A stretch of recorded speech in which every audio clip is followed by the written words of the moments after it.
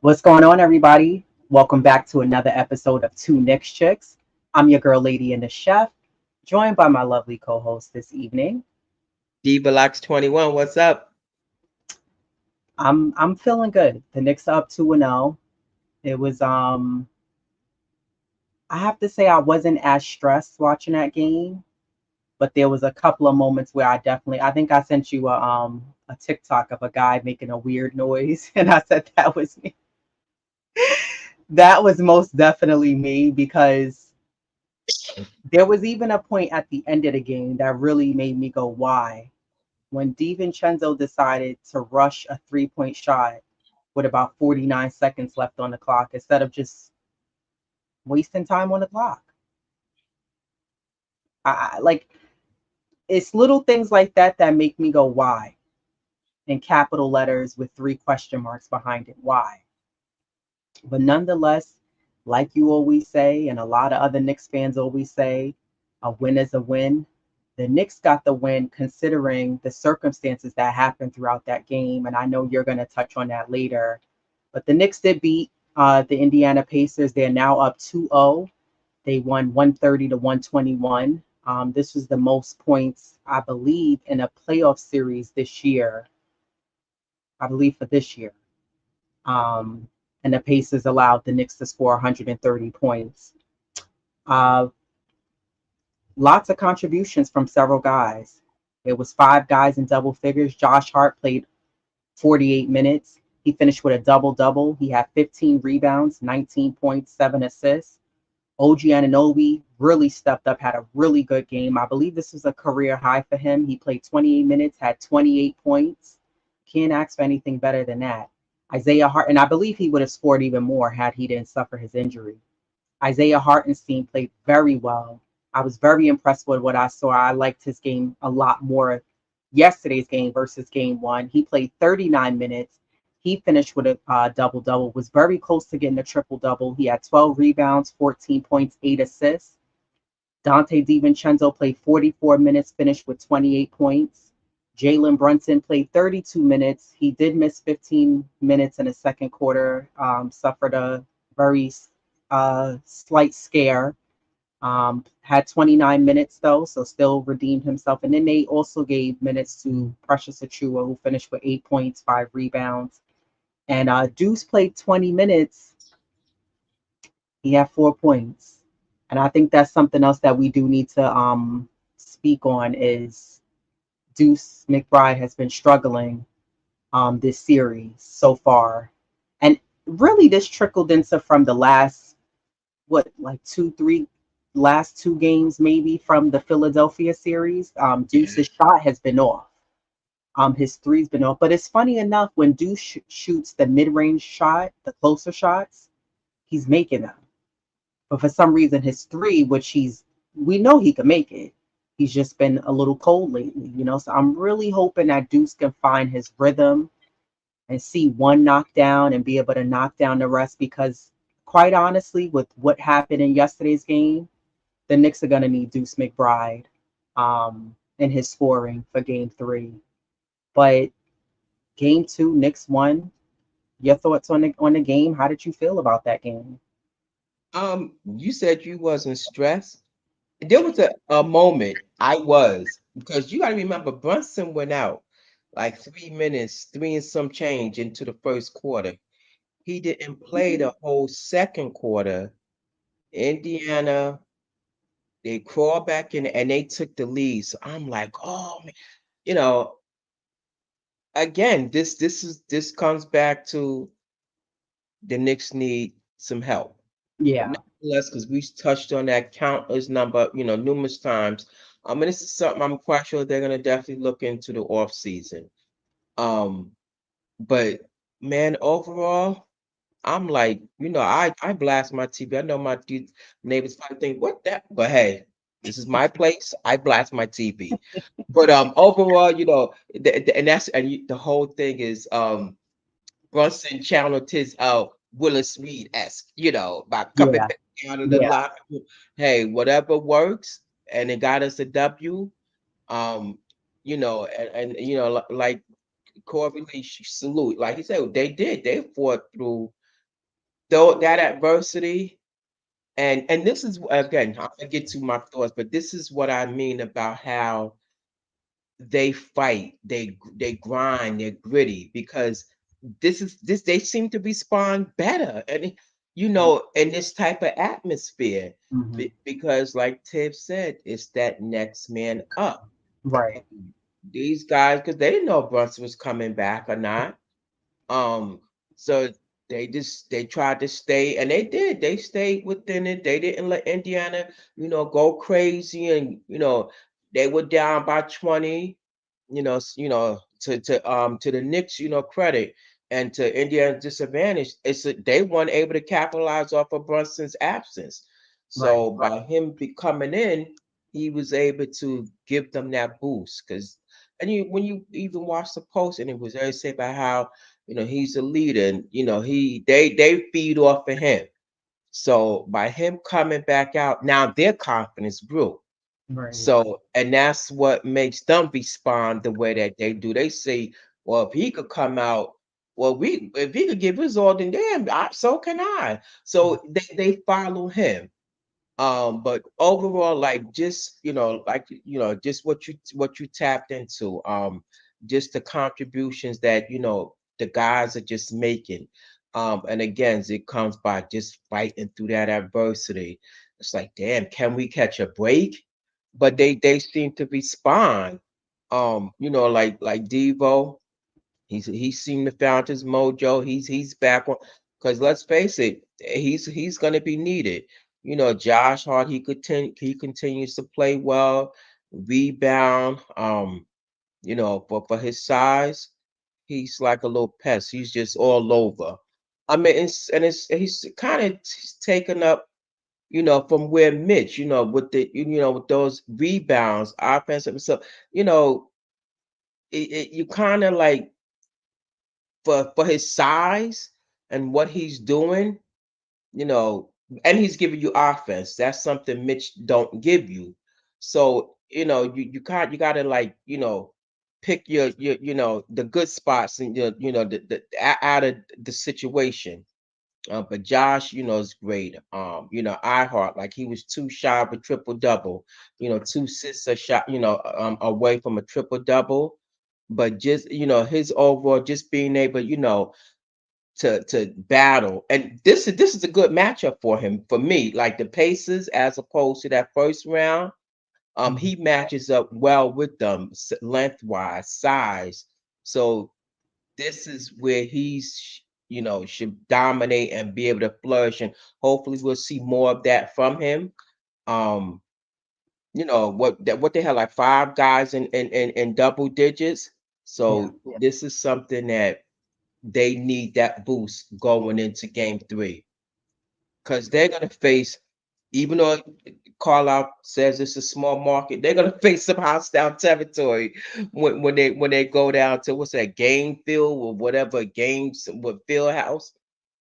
But I mean, it was just a great game, man. Were Um, you nervous when Brunson went out? Did you not think that maybe it was a possibility that he wouldn't return? no, I never thought that that he wouldn't return. I just figured, well, and then in the beginning, I didn't know if he got hit his money maker, or because what the way he was holding it. But I guess with the feet, and you gotta realize those nerves, they travel up into your legs. Because I'm quite sure a lot of people didn't know what it was, like what the injury was, when his foot. But yeah, I was nervous. Definitely when Indiana took that lead, because I'm like, oh man, things, it just crumbles, when he's not on that floor.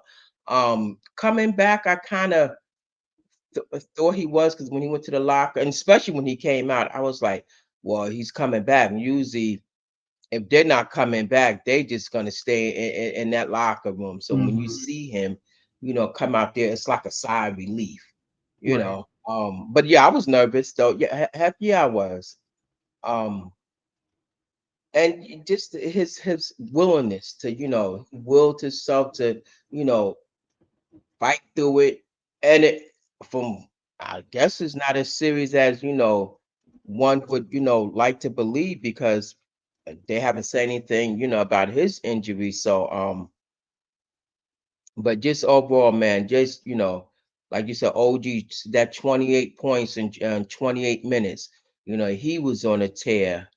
Um, you know, just the guys that the starters, how they're able to step up and just like grind through, everything that each team throw their way.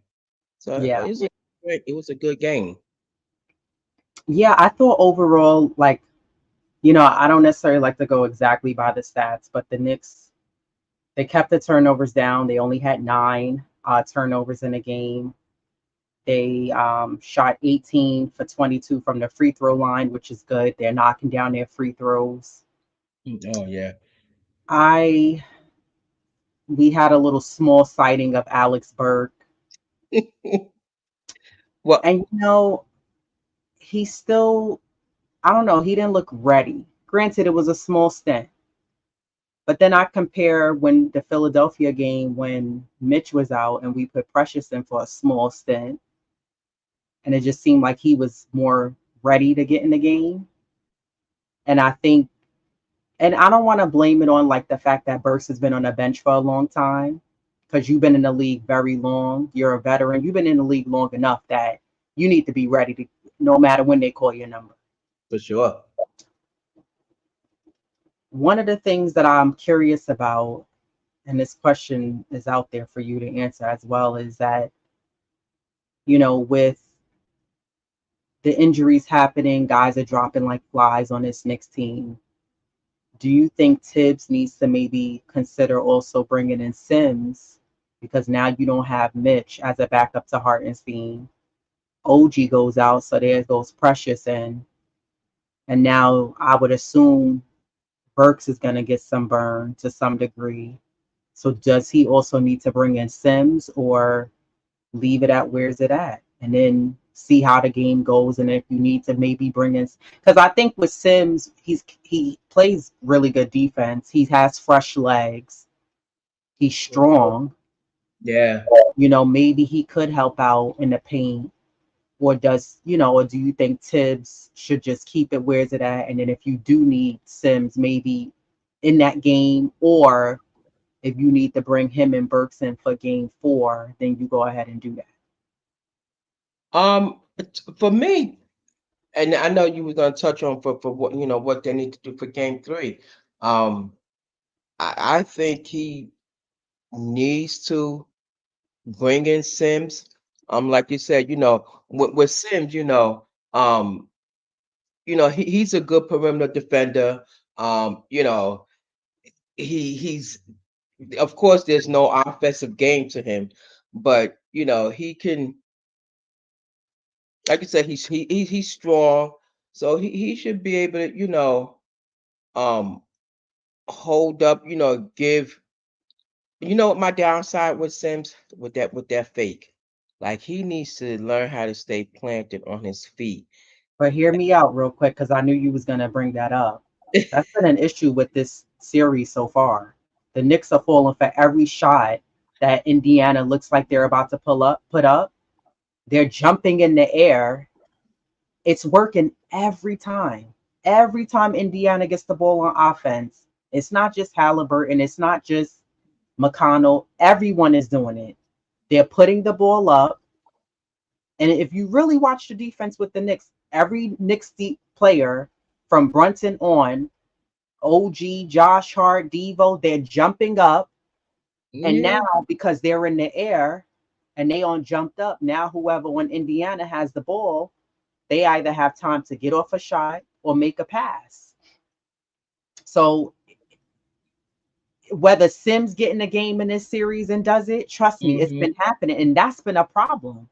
That's been a big problem I've been noticing. And my observation is that the Knicks are not staying planted on their feet. They're falling for, like, and I know we've talked about this. They're falling for every. It's not even a hesitation. It is a hesitation, but it's not an intentional hesitation. They're just putting the ball up because I guess they see, well, these guys are jumping off their feet. So if you do that, it gives me a little bit of time, because Halliburton had a few shots yesterday where he was able, with that weird shot he has, he was able to adjust the ball in his hand, take his time, and then put the Oh ball yeah. in, because Hmm. guys are jumping and they're full on, the Knicks are falling for everything that they think is a shot.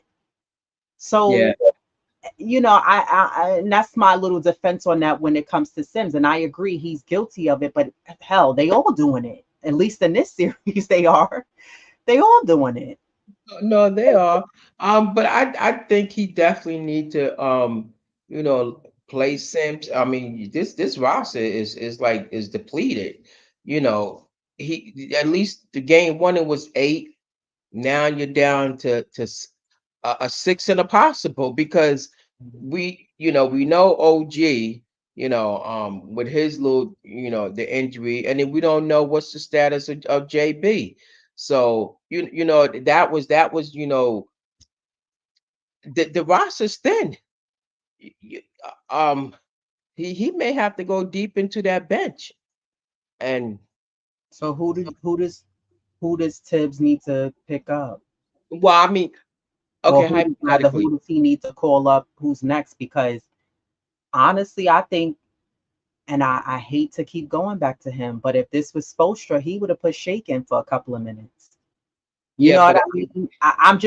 I feel like, because the skill levels more so there, and this is no knock on Toppin, because Toppin has the skill. I've watched plenty of his tape in the G League, but hmm like, who do you feel like Tibbs should call up and say, okay, he's always preaching, and the whole team is about next man up.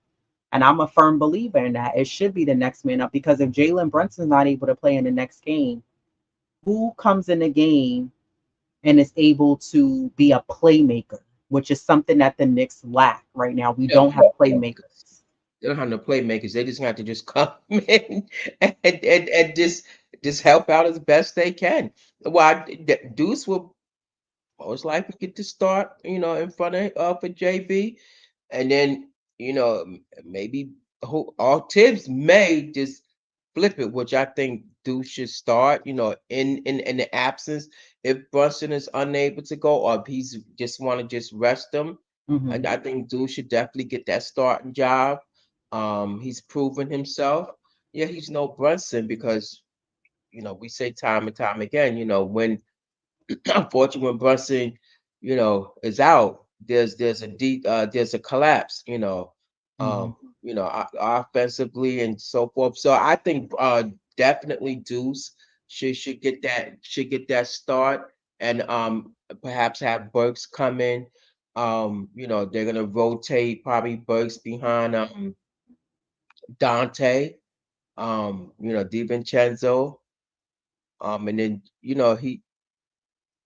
then his since perhaps coming behind I Heart and then Precious, be the four. But he may have to go deeper than that Oh, the because question, I hear what you're saying. The question I'm trying to figure out from you is, you started to answer this question, is mm, who steps up and provides scoring? no, We know guys individually can scoring, but how do no, they get the scoring going? now listen here.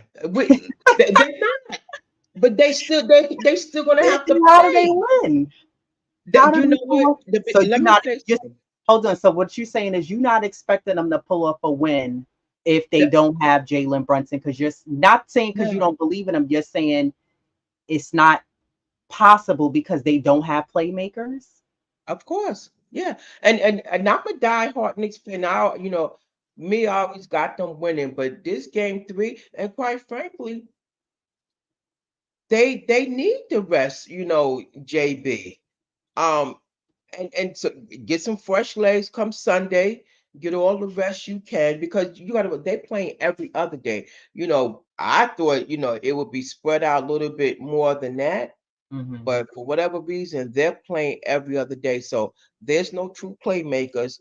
Game three, quite frankly, if Brunson don't play, it's gonna be a hard sell for them to get this win.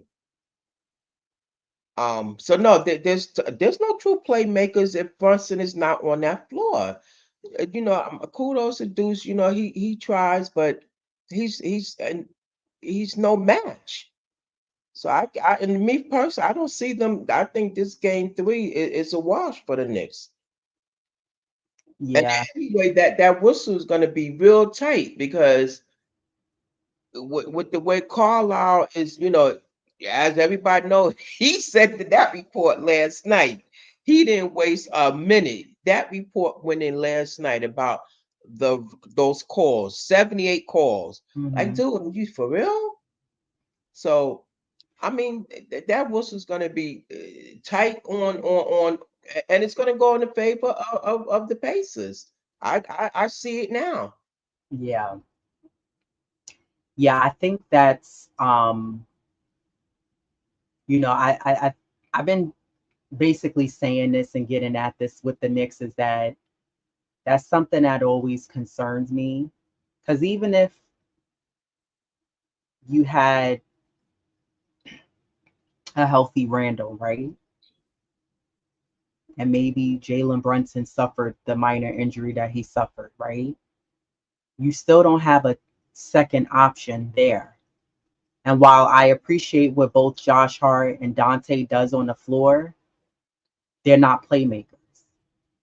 Exactly. And I So, think that the way this team is constructed, Tibbs has to constantly play guys maximum minutes. Now, I don't disagree with Tibbs playing guys maximum minutes just because when you look at greats in the NBA, Jordan, Kobe, Shaq, who's a hater of the Knicks, but other guys, they played a ton of minutes in the playoffs.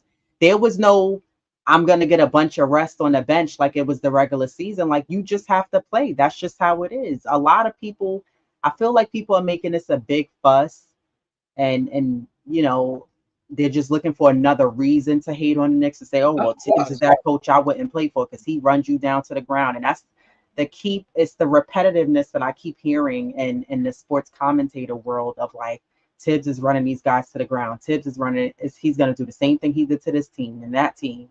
And I'm like, one, mind your business, where it's a completely different team. And two, I think that Tibbs does what he has to do with whatever circumstances he's dealt with. Before we traded RJ and quickly away and we got OG, Tibbs was working with what he had. Even last season, he was working with what he had. And I think that while the Knicks have grown some notches, right, collectively for who they have, he's still working with who he has. And it's not me excusing or trying to defend Tibbs. I'm just saying that this team is still the way it's constructed. I'm not sure if you run it back with this same group of guys, or I'm not saying you get rid of everybody, but I think that the Knicks need to make, we've been saying this for a while. They need another guy or two. It doesn't have to be a superstar because the Knicks have proven you don't need a superstar to go far through the regular season and into the postseason. But I think that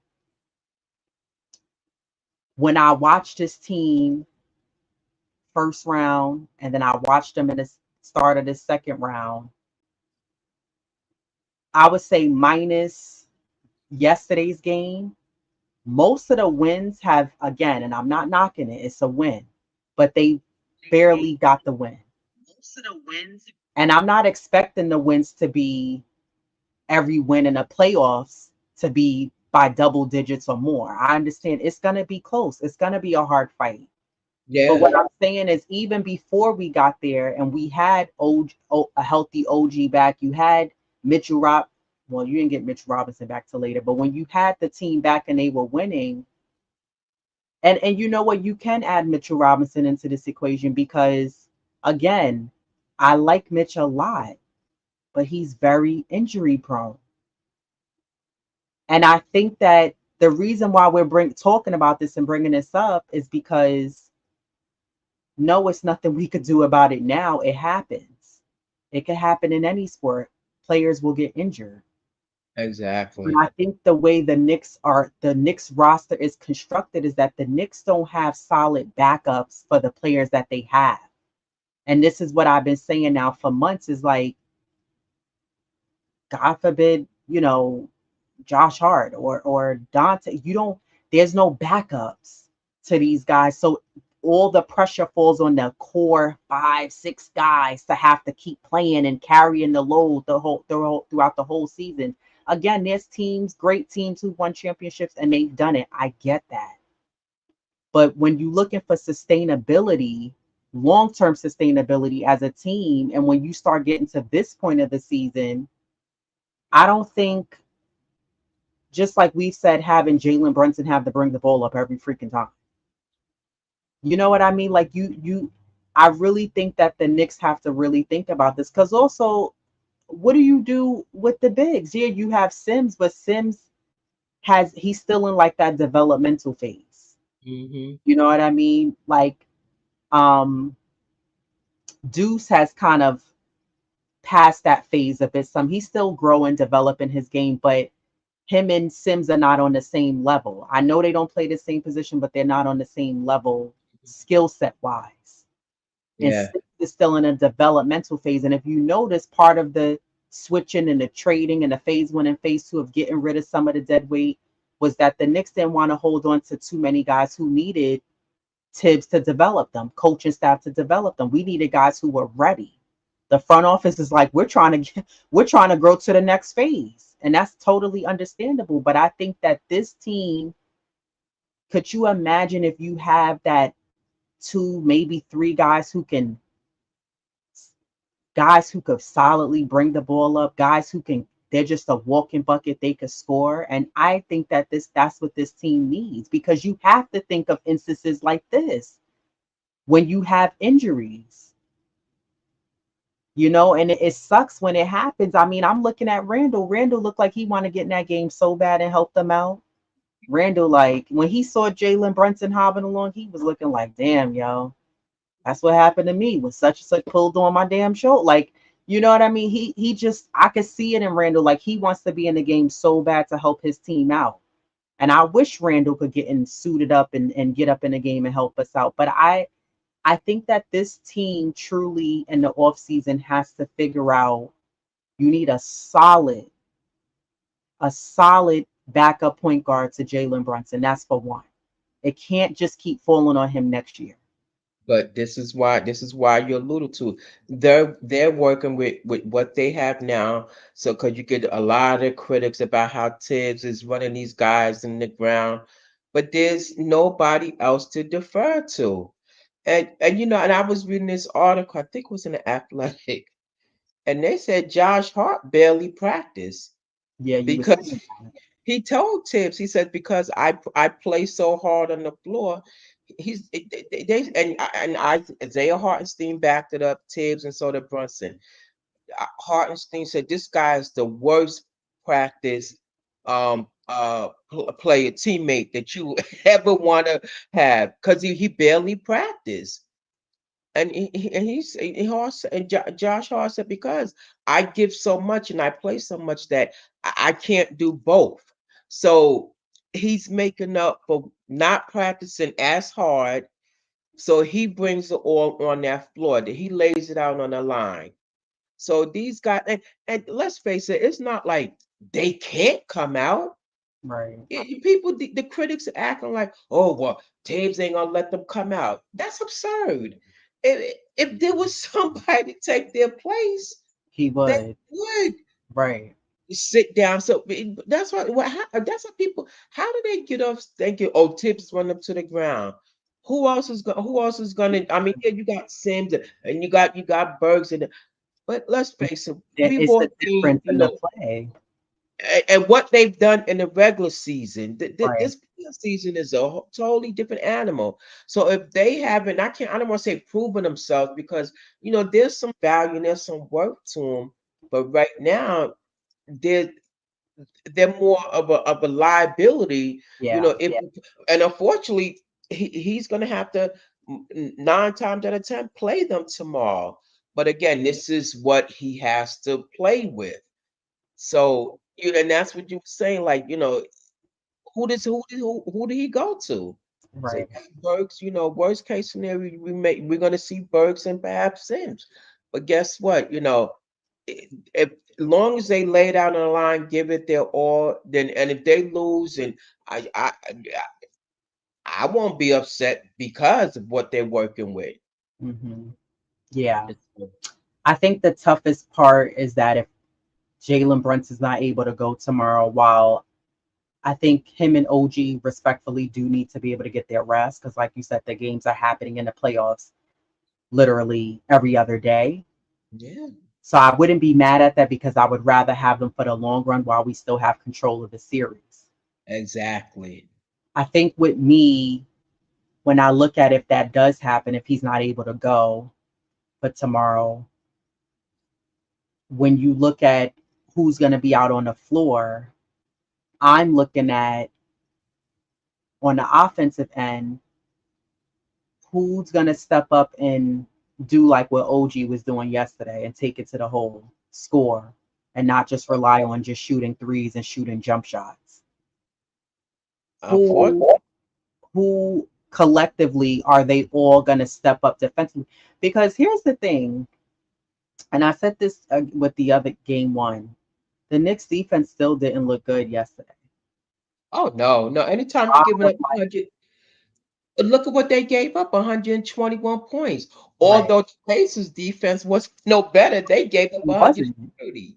But still, the Knicks, they giving up. They're not holding opponents to 190 something. So their defense is something to be, discussed and desired because they're giving up a lot too, you know, Yeah, but I say that because I think if the Knicks could really try to end this season up sooner, they can rather. be able to get the rest.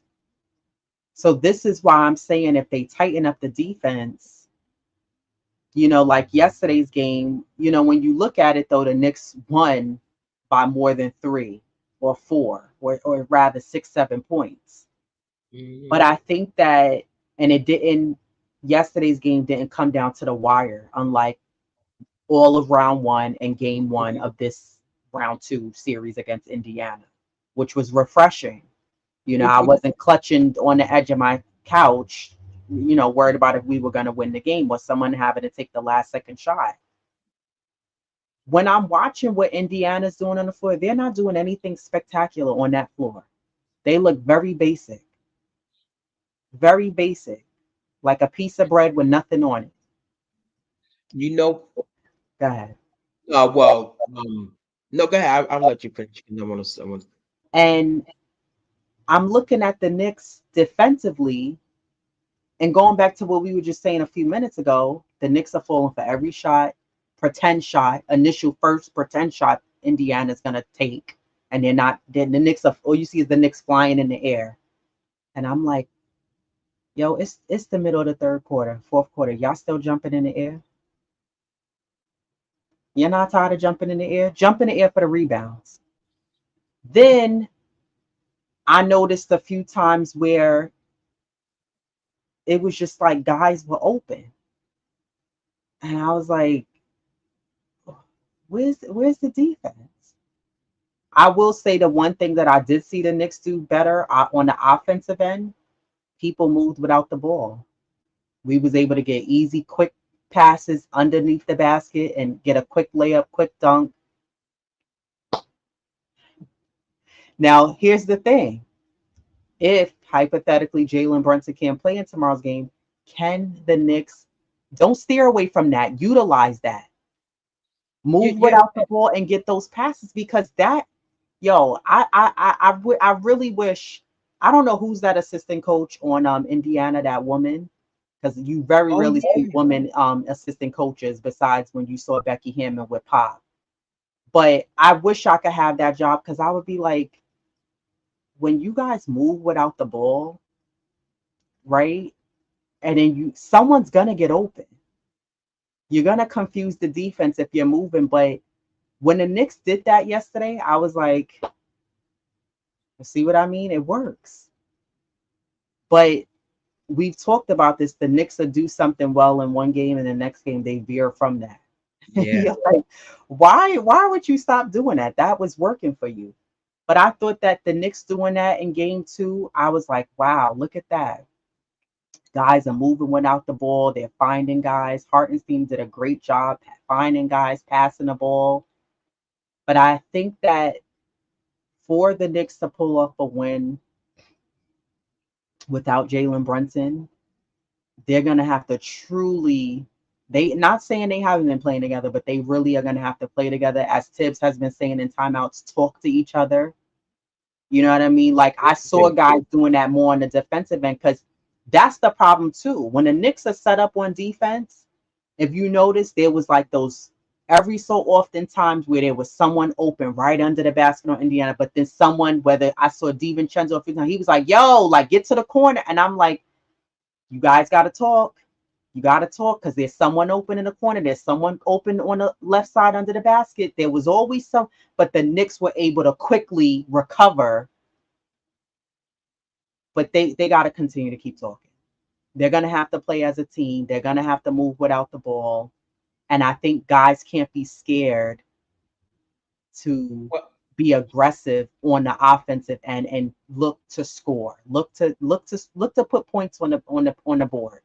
it's going to be a tall task because we're barely getting bench contribution as it is. Their bench continues to slaughter the Knicks bench. What they yesterday was 46-12. So now if you start taking guys from the bench, or the bench that turn them into a starter, then who do you turn to? So Right.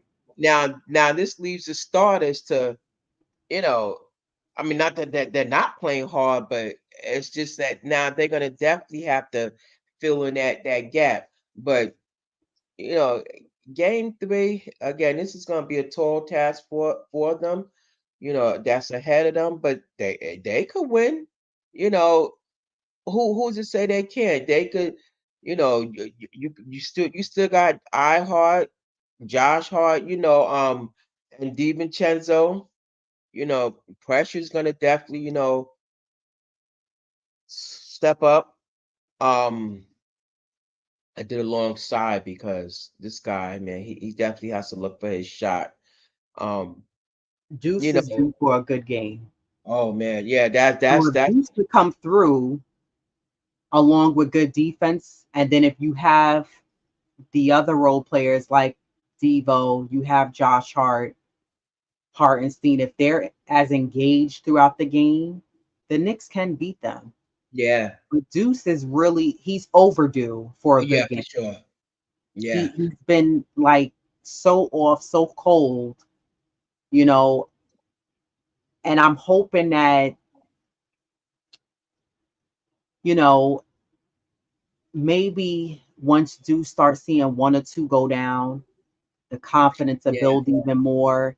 He doesn't look like he's down on himself. He still seems focused, but he's gonna have to really be able to lock in defensively against McConnell yeah. Because because McConnell's flying right past him. It's looking like Maxi 2.0. He's yeah, flying yeah, right past him. yeah. I mean, he was held in check. I mean, he had some hell of a good coverage on Brunson, but again, Brunson was able to get the shots, that he wanted. They was even some double coverage. So, you know, will that take and they may just try to, rattle Deuce if potentially And Deuce that's my start, concern. you That's know? my concern. Or Burks. Oh yeah. And Burks would be like swiper, no swiping. They'll get that ball away from him so freaking fast. I hate the way he dribbles the ball. It's so exposed. He Yeah. doesn't like protect his body, use his body to protect his dribble, and while he's bringing Hmm. up the ball, you know, I don't even know. Like I'm trying to like picture Burks in a game, and I think Burks can be useful, like giving us the scoring that we need. But I think that if he's in the game, he's gonna end up bringing up the ball. But on the flip side, you know, like I said, the Knicks seem to respond. best, I guess, when they're under pressure. This Burks may just step up. Deuce, you know, again, we know we're not dealing with Brunson, but these guys, I believe that they're going to give 110%. Um, and just try to, control what they can and not let the Pacers get too ahead of themselves. And Burks, he's a veteran. I mean, me as a fan, I'm not crazy about him, but he's gonna step up because you know I don't know if he feel he has something to prove or he know he still has something in him. So I believe that these guys are gonna not let it I don't think it's gonna be a blowout. This gonna give Burks a chance to step up. I'm more concerned about Deuce than I am about Burks, to be honest with you. In what way? Well, because if Deuce starts for Brunson, Deuce he tends to give up his dribble too soon. Um, Hmm. they may try to do that double coverage. He gets rattled. He throws it away. Hmm. Hmm. Now if he could get some shots falling, that'll boost his confidence. But he's gonna have to do that early. So he's gonna have to get that off early. But if they start throwing that double coverage at him, now that could be a turnover. Now they're going out in transition. So with Burks, because he's of a seasoned veteran, I think that he can handle that pressure more so than Deuce. That's my personal thing. So that's where I stand at between those two. But I would prefer to have Deuce start over Burks and maybe have Burks come off the behind him, Kind or of. he may just coming after Devo, something like that. So yeah, that's why I say that. Yeah, I agree with that. I agree Now, with. how worried are you going into Game 3? You know, I think what worries me more is while the Knicks have control right now over the series, Indiana stealing one and you only up 2-1. And then they're gonna be looking at trying to take another one on their home floor and then the Mm-hmm. series is tied. It's tied. That's what worries me. I'm not too concerned about what this team can do because this team have constantly proven that when they're down with their backs against the walls, the doubters, the haters, people saying that this team is a fluke, they shouldn't have been a second seeded team because the East wasn't that good. The Knicks got lucky, blase, blase, blah. They're overrated. They're not Right. talented. Da, da, da, Yeah, da. right. Yeah, Charles said they're overrated. Yeah. Um, this team figures out a way. Mm, And really, when you look at this season as a whole, the Knicks haven't gotten blown out by teams. The Knicks never gave up in games. You constantly heard guys say, most recently, that Tibbs constantly tells them it's not over until the shot clock rings and sounds. Like until it sounds, it's the game's not over. Don't give up. So these guys don't give up, which I love, and they stay gritty, they stay aggressive. I just, I'm not worried about what they're gonna do as far as showing up. I see these group of guys showing up, doing what they need to do to contribute, coming with 150% each, and I think that's key. I think that hopefully having um, Jalen and having OG out, maybe this will also be fuel for the few guys that we have to be like, yo, let's carry the weight. Let's do mm, what we need to do. You know what I mean? It's not that you're proving anything, but it's like we can still do this no matter what. And yeah. I think the focus has to remain to pull off a win.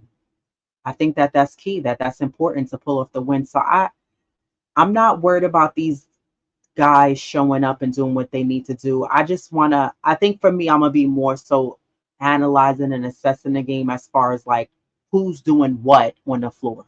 Like, Yeah. again, I know that you all could score, but who's showing me, yo, when I get the ball in my hand, I'm looking to score. I'm not looking to pass and play ring around the rosy. I'm looking to score. That's Josh my Hart, Dante, I need y'all to do a little bit of more than just shooting that ball. And now if it's going down, great. But I think that don't get comfortable and complacent just shooting the three. and Like if you could take it in and get the foul, also you're not doing us a service. You're doing your team a disservice by not getting anybody on Indiana in foul trouble. So when you guys have like Turner, you got McConnell, you got Neesmith, you got all these guys, and they don't even have a foul. What are we doing here? but not just scoring, what they're gonna do on the defensive end. For sure, for You know, sure. Mm. You're gonna have to, be able to not let these guys just come in and chuck them.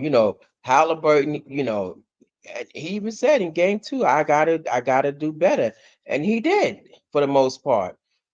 So guess what? Game three, he's gonna definitely want to, show up and show out. He's home, and you know, um, so again, defensively, they got to step up there.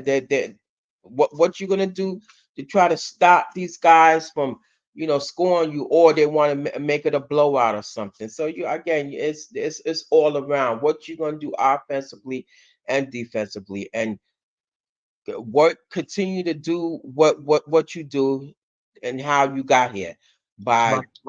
nobody didn't give you this game. You've earned all those games thus far. So just continue to play as a cohesive unit. You don't your identity's been formed. Y'all know, what these guys can do. Let's Mm-hmm. just continue to do that. And Tibbs, again, I'm still, worried for game three. That's my concern. Mm-hmm. But especially if Brunson don't play, because as you said, tap into the injuries. It's been already said that OG is unavailable for or the injury report. OG is unavailable for game three. He has like a hamstring strain, so I guess that's precaution. So and someone put in the chat that JB was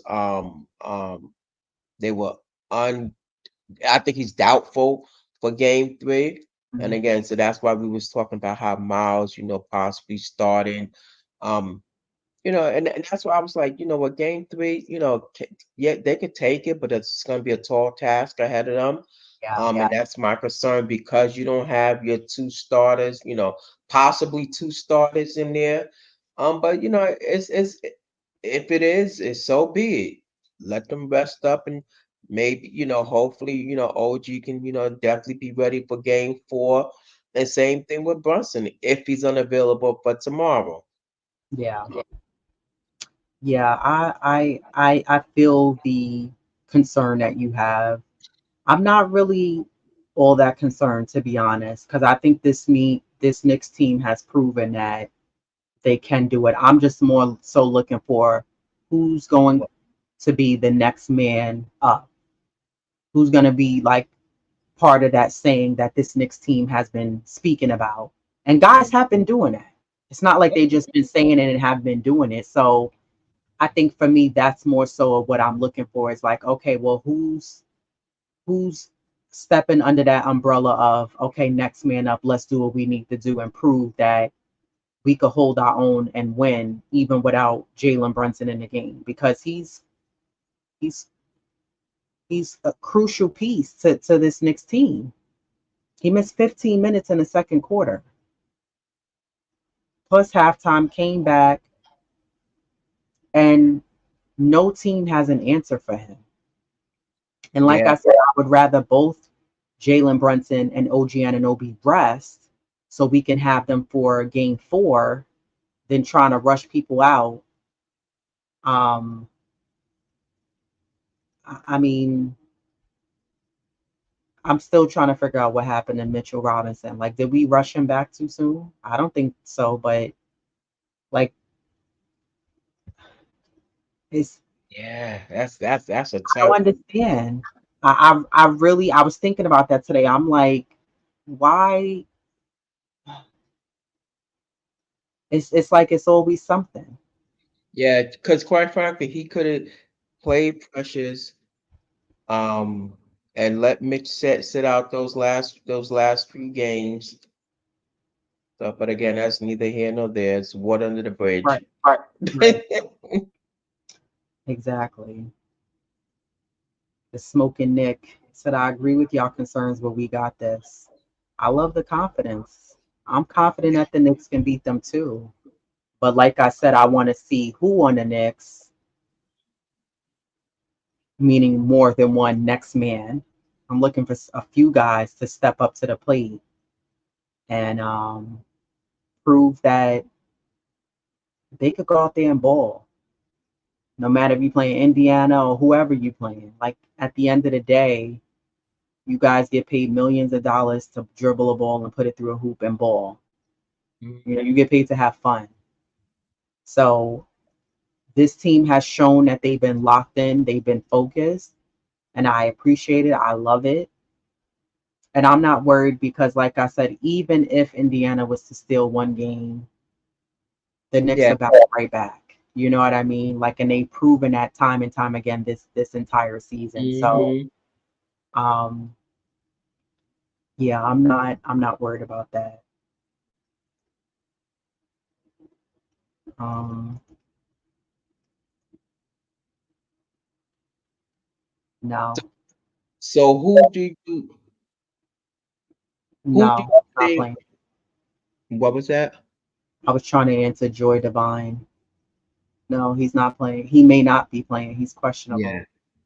So who do you think should start? We know we got our regular starters. If Brunson is unable to go, the same thing with OG. I guess that's definitely going to leave Precious to start. You think? Yeah, it'll definitely. I think it'll definitely be Josh Hart, Dante DiVincenzo, Isaiah Hartenstein, Precious Achua, and most likely Mitch. I mean, excuse me, Mitch. Wow, Uh, Deuce, because we've seen that lineup before.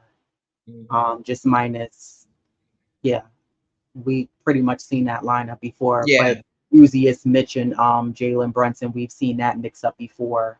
So yeah, I think that's who it'll be. And then I think coming behind them would be Burks, and I would think maybe even Sims because you got to give Hartenstein a break. Hmm. You know, at some point, Yeah. just rely on the timeouts and halftime. Like I would think that, and who knows, maybe Sims could come in and give you a little something. Like, I'm always a big fan of like you never know who could come off the bench and be a spark off the bench for you. Yeah, that's what they say. Because look at what Precious has done. He's done it a few times. A few It's times, not yeah, like he hasn't shown us what he can do. So he may be that X factor. He's played with Siakam. He was his former mhm, teammate, so right, he kind of like know him better than someone like a Sims. So he may just be that X factor.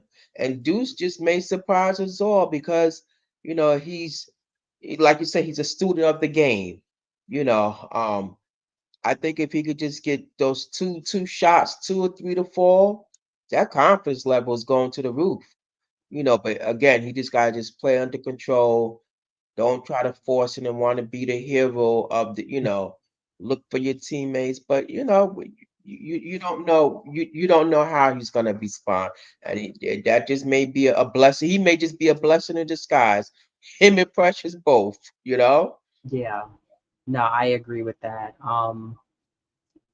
And if they got to dig even further, you still got Shake. You could totally bring him off the bench because I he don't see ready. why not. He could give you a couple of points off the bench. I'm still a firm believer, and there's plenty of Me Knicks fans too. who are like, "Why doesn't Tibbs just give Shake a couple of minutes?"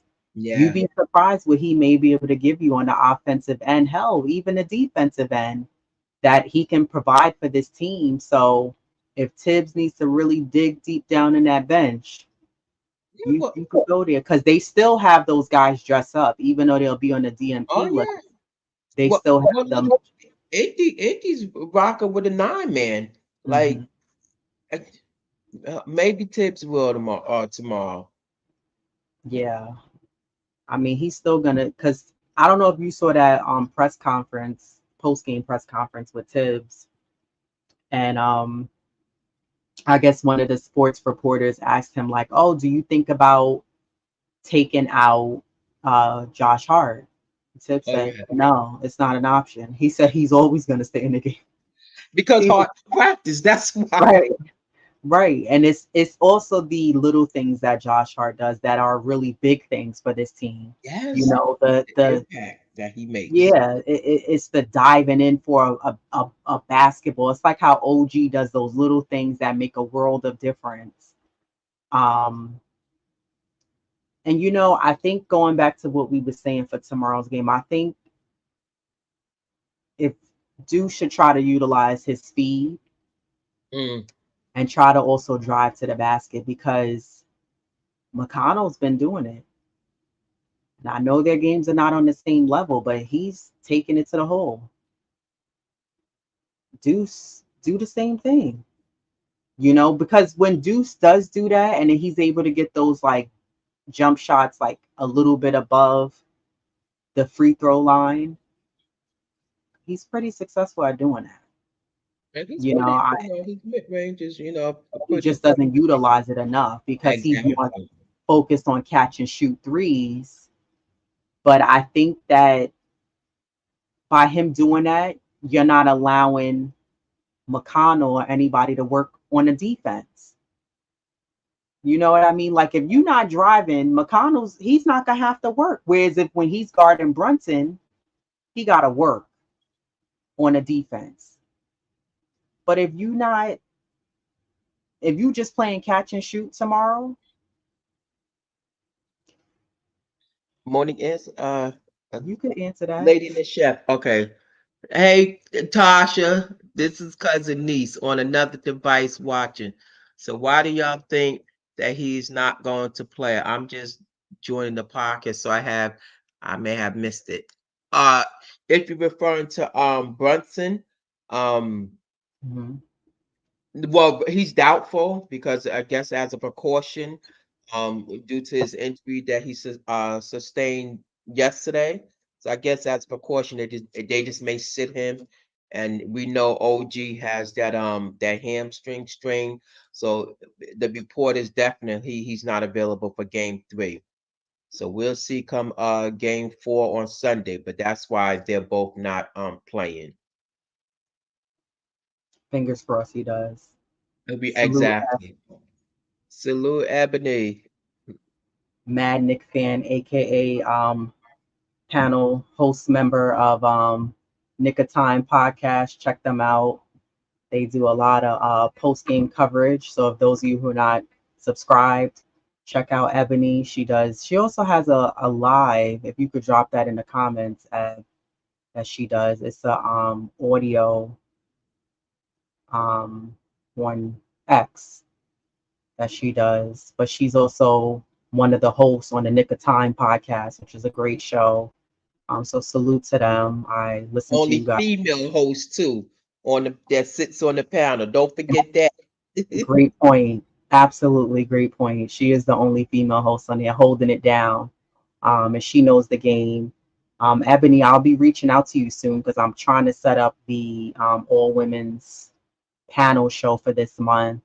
I'll be hosting it this month. That Steph has a busy schedule, so you'll be hearing from me real soon. Um, I feel like was you asking me something? I might I have. feel like you were, but I can't remember because we got caught up in we was reading the comments. Um, so yeah, whether the Knicks have Brunson or not, personally, I still expect them to play at their best. Not doubting this team, I know what they can do. Um, my confidence level is definitely at like at least for tomorrow's game, believe it or not, it is at like an 85% because Hmm. this team fights and they don't give up. And that's so commendable to see that and watch a team who can do that despite the odds. And I love how you see on all the BSPN and reports of them saying like, "Oh, the Knicks are down to two players. They down to four guys," and It's it stupid. doesn't matter. It doesn't matter who we have. If we were down to just five guys, this team finds a way. They find a way to win, which is everything. It speaks volumes what this team is able to do. Um, so I'm looking for the Knicks to just go out with the continued heart that they have, the aggressiveness, the focus, um, that will to win. And I don't know if you caught it at one point in the game. It was Reggie. Who else was commentating with Reggie? I don't remember who it was. But he said to Reggie, and or it could have been Reggie that said it. He was like, "Oh," he said, Rick Brunson just stood up. He told Brunson to simmer down. Remember Hmm. when Brunson got up off that play because Yeah. McConnell kept bumping him and he scored that and one? And Rick was like, but if you notice, you didn't really see Rick at the remainder of the game. No, I He was didn't. like in the I don't know if he was back because of OG, but OG went out like mid late in the third. Yeah. So I noticed I didn't see him back on the bench. And He yeah, could have went Boulevard back said it was in. Reggie. Yeah. So yeah, Wait. I want to pick this one up. It's from Ebony. He said, "Who you think start?" Well, for me, I think it should be Deuce if Brunson is unable to go, and in OG's absence, the best one to come off the bench, I guess, would be Precious, so he can battle down with Siakam, because we know we got I Hart, Josh Hart, and DiVincenzo. So those are me personally, my starters for game three. Um, um I and have and the same. and I have Lady the and Jeff have the same. Uh, hmm Again, I would prefer to have Deuce start over Burks. Um, because I think he's earned that. He's a lot quicker than Burks. I mean, he's proven himself. He's not a we know he's not a JB, but I think he's gonna be able to, if he could just settle down and not rush things, and again he just needs some shots to fall and get that confidence up. Agreed. And hopefully tomorrow's that game that he do that. Salute AP. He said Knicks have played with OG missing before. They can do it again. It's not new to us. Great point. Great point. Because that is true. OG went out with the elbow injury and the Knicks found a way. Now the Knicks are more successful when column wise when OG is playing on the floor with them, when he's playing in games. But they still figure out a way. And I think this team will do that, figure out a way to pull out the win. Indiana, like I said, from what I've been seeing so far, they're not doing anything that I'm like, wow, like, Yeah, I it's don't know like about this round. nobody's on there hurting us offensively, outside of, you know, um, OB, he had that good game, and then, Halliburton, he's found his rhythm. But, like I'm even Miles Turner, I'm surprised that, he's not, he hasn't gotten a double double. Has he gotten a double? Well, it's just game two. So he's not doing much of nothing. Hmm. And like Ebony put in the comments, the Pacers can't match our physicality. I agree. And that's another thing. That's how the Knicks are able to, get these W's. They're a physical team. It's nothing that they're not used to. So if a team want to bring it, guess what? Then like they say, they punch in the mouth, and guess we punch back. That's Steven Chance was saying. So it's not like they coward. This is what they do. They're a physical team, Right. and the Pacers is not. So I'm still worried though, but it's not as much. So Yeah. And you know what? Like, what you were saying at the beginning of the show, the refs are going to have a whistle more in favor of Indiana. I think to Hmm. some degree, the Knicks as a team have to be careful for certain guys not to get, because we don't have many, but for certain guys not to get in foul trouble so quickly because Yeah. the refs may just have such a quick whistle to call every little thing against New York because we are such a physical team. And Indiana's just not as physical. They're not. They haven't gotten bumped around. And quite honestly, we probably would have been facing Milwaukee if Dame Dollar and Giannis would have been playing. Let's keep it above. Oh, for sure. They know how to turn it up in playoff time. So, and I'm saying that because I'm watching Indiana in these games and I'm like I was just, they're not doing anything special that has me like, yo, I don't know. Like we in trouble. You know what I mean? Like the Knicks can totally take this round, and I firmly believe they will take this second round and move on to the next Oh, round. for sure. Yeah. So, you know, the only thing I will say with Indiana, like they will get 5 or 6 guys in double figures. You'll have like a Halliburton with 35. You'll have someone with else with 14 to 18, and everybody else gives you at least 10, 12 points. Yeah. But their defense isn't good because they allow so many points. Because I think with Indiana, their focus is like, well, let the team shoot, and then we'll just get the ball really quickly and bring it out. If they miss, we grab the rebound and kick it out, and we'll get the ball up and then try to score a basket. So they don't. Their focus is not on defense, and it shows when they're playing this series so far with the Knicks. But like you said, it's happening on the other side with the Knicks because there's plenty of times where you'll see throughout the game it's a lot of trading baskets. The Knicks score, then they come down, Indiana comes down, Indiana scores, and I'm like, where's the defense? Where's the defense at? So the Knicks are definitely got to apply that defense because even with the squad that's going to be playing tomorrow, they all have very good defense on the Knicks. Yeah. Very good defense that they're capable to shut. If the Knicks really clamp that defense and put that smothering matador defense on Indiana in their home, on their home court, it's a Yeah. wrap. Yep. It's a wrap. It's not that you need to get a whole bunch of points from each person, from each player, but what you do need is most of these guys contributing. So this way it doesn't fall on Josh Hart having to score 30 points, Dante DiVincenzo having to give, 30, and then you only got a couple of other guys. So like I said, Deuce McBride is definitely he's overdue for a good game. So I'm really hoping sending that positive energy out for Deuce that he can come alive and give the Knicks some solid scoring. And listen, if Burks get in the game, we know he's capable of scoring.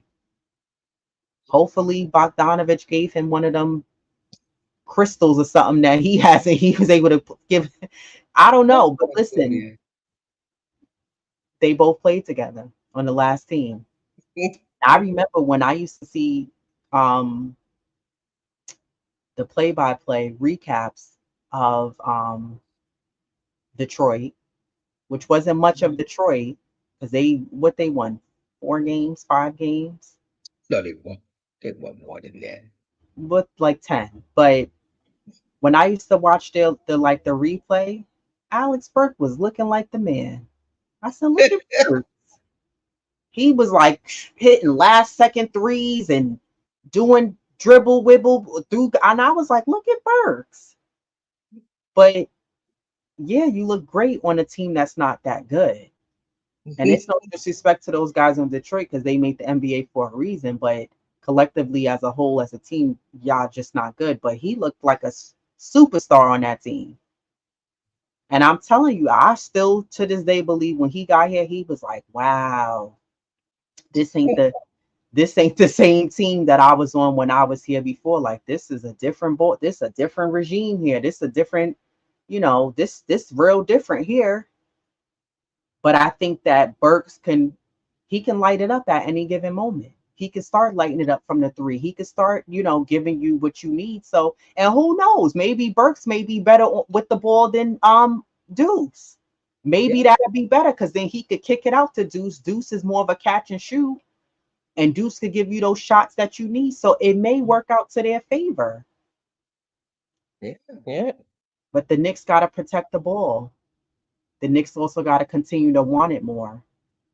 The Knicks Yeah, out hustle Indiana. Keep the turnovers low. Hit your free throws. yeah. There's a lot of things Don't they get got. trapped in a corner or dribble into a wall of three freaking people. Come on, like let's be smarter here. I don't want to see that tomorrow.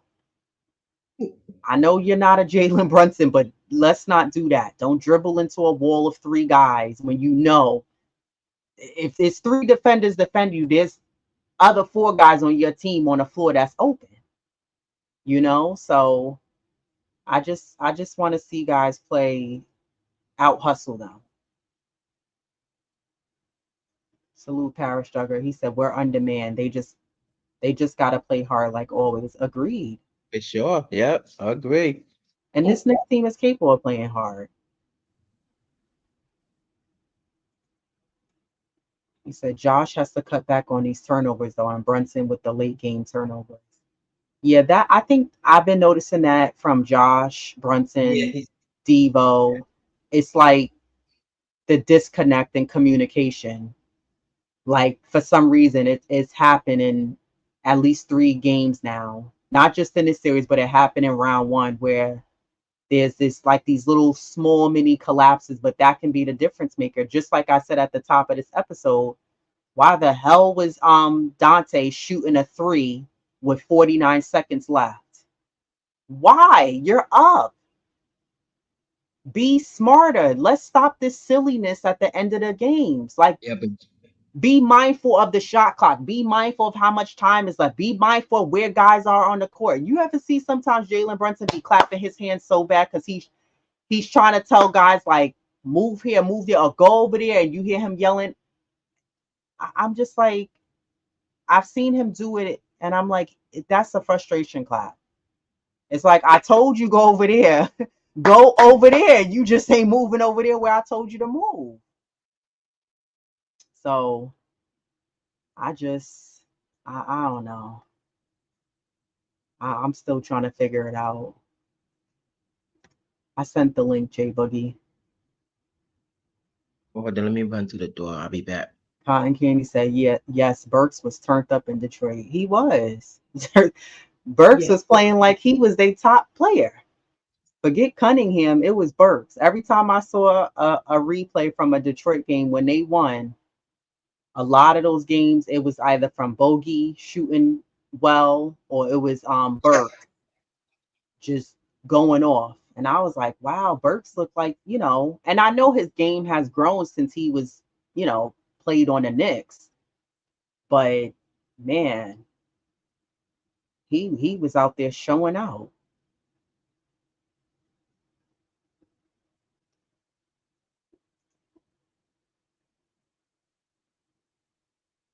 Well, I think Burks would definitely have a better game. I mean, especially if he plays tomorrow. I mean, yeah, I think he'd be settled.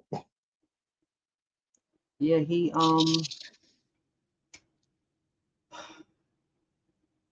he definitely, I think he's due as he's been sitting on the bench. But what I like about the guys who haven't been playing is even though they're on the bench,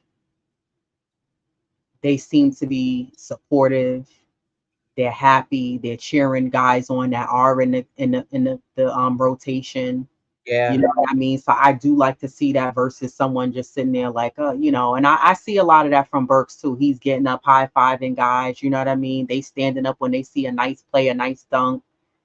And I'm hoping that when you sitting on the bench that long, you're itching to get in and you can't wait to get in and prove like, nah, I need some minutes and you should be giving me some minutes. The itching and kid. He's definitely not. No, he's not. And that's what I was saying to you. Like remember somebody said to us in the chat, I wish I would have like screenshotted who that was. They said, y'all need to lay off Burks. He need about 20 games to get warmed up. Since This when is did we see gonna be 20 over. games? Right. And at that point, the season was almost over. You said, well, by that time, I remember you said it's gonna be the playoffs. Yeah. And if you need 20 games, then you got a problem. Right. if you need 20 games to warm up, then you don't, you know, and he's a veteran, so there's no reason why he needs 20 games to I guess show us what he's capable of doing. Exactly. Ebony said, I think the playing time is causing lack of oxygen to their brains because we be having some crazy stretches. Yeah, I don't know what it is, but it's crazy. Salute to Queen Oh, salute, Queen. in the chat. I think she's coming on live tonight at, I don't know if it's 9 p.m. tonight, but y'all already know what time it is. Salute to her. Steph, we got to have you on the show. Jay Boogie. Salute, J Boogie, aka Hello, family. Closer. How are you? How are you doing? Blessings to you all. Shout out to everybody rocking and watching, you know what I'm saying, the 2KC. Also, the AKA the mother and the daughters of the podcast land. And nobody doing that. That's two originals right there for these two ladies right there, always providing great content. Hope everybody's in the greatest form of health. You caught me while I'm behind the wheel. I haven't been like tuned in with like what's going on with the media none today. Because I had to get some rest and stuff. I've been like really like putting a lot of work in on my vocals and stuff. So I popped on and y'all was live and just trying to catch up on see any good news, anything going on with the squad, what's happening with the people. Um, Not that we heard that OG's unavailable for game 3. Um, because with that hamstring strain, which so and then JB's doubtful, right? Is that what you were saying? That's what we saw in the chat. But like Tibbs said, next man up.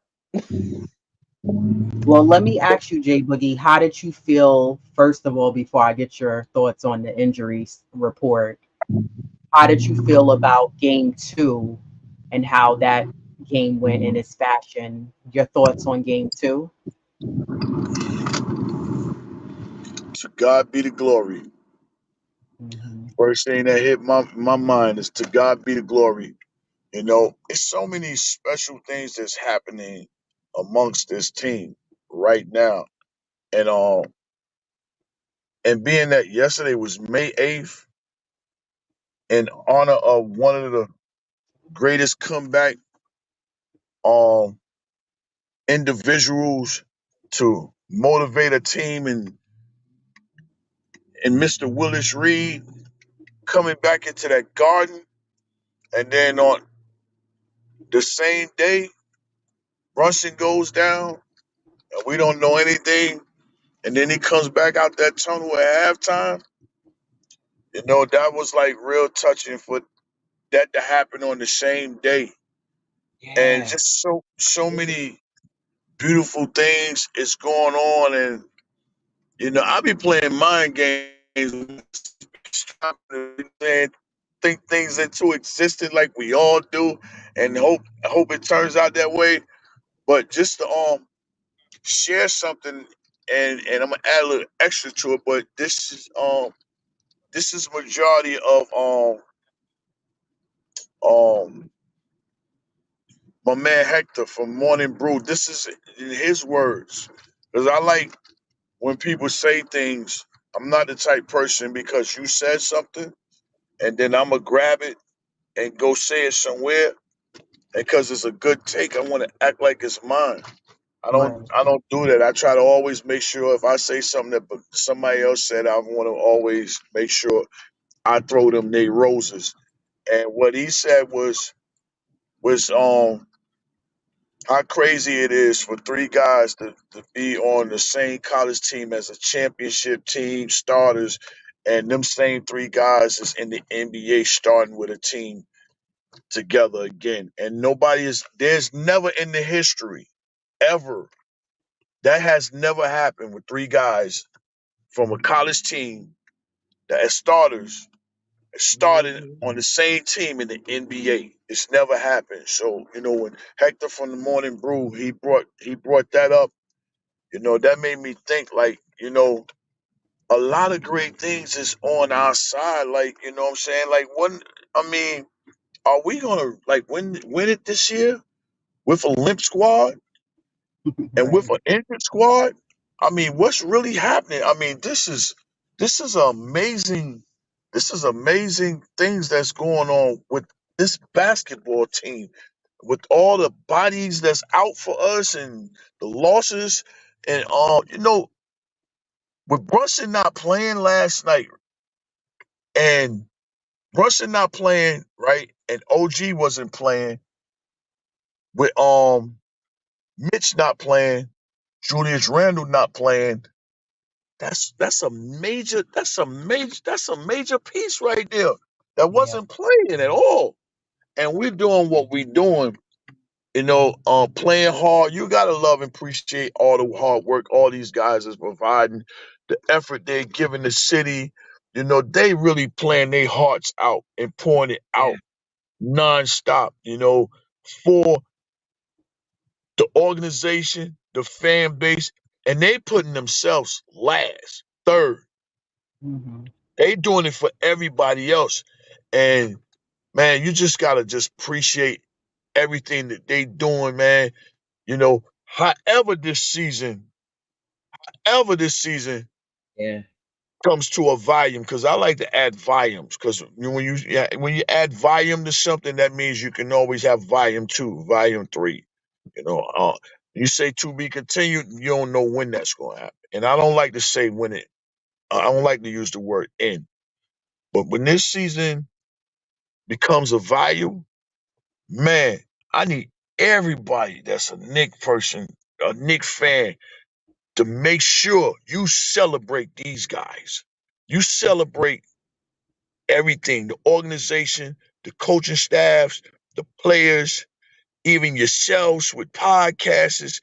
Even if you don't have a podcast and you always fanning, you know what I'm saying? Make sure you celebrate it, because this team right here, man, is so, man, it's a great story what we got going on with these guys. It's just so beautiful to see and watch. And it hurts too, because every time something happened, we're like, damn, if such and such was here, and such, man, we all know how dangerous this team would be healthy right now. And then to see Julius last night looking at the game, and he I seen him peeping at the game. He was like, and then he be putting his head down. Hmm. He knows it. He wants to be out here so bad, Yeah, I get so mhm, that. bad, man. But man, it's a whole lot of blessings amongst this orange and blue right now, and they're just coming down. I don't I don't know if Willis went and yelled inside that locker room, said, "Man, I did it on this day, man. Get back out there and you go do it." You yeah, know what I mean? And then he Right. just came out here and tested it, and then got used to it. Then he got comfortable with it. You got to test it to see if you can take the yeah. pain, get used Mhm. to it, and then do what you do, man. And man, everything them guys, Josh Hart is so amazing. 10 straight quarters. 10 straight quarters. He has not sat down. What? Right. 10 straight. That's 2 games and a half. He has played the entire two Game. games and a half. Only breaks is timeouts, free throws. You know what I'm saying? That's it. That's his break. And then he's right back at it like, I'm already at full strength, man. That's the Mike and Nikes, man. That's Rock what I on, was bro. getting ready to say that. That's the Mike and Nikes, man. For real, for real. But man, every time I see that team, man, I just get a chill of feeling good about our organization. And and and I'm quite sure Mom Deuce, she know a little bit, more 'cause she go back further, and she know the painful times. And just to see, like, right now, you know, these are joyful. This is joyful to watch.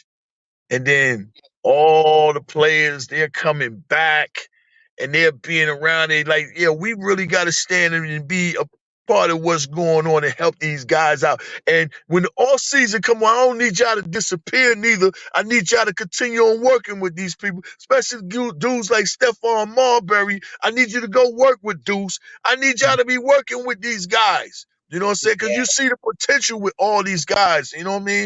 Then you got Starks, man. He leading the train ride from New York to Philly. He ride the train. Man, what? Ain't nobody doing it like us, man. Nobody, man.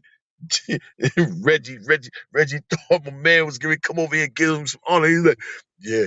They also said they really said F you, Reggie. Oh yeah, yeah, yeah. Josh Hart did that, right? Yeah. Yeah. He walked over there.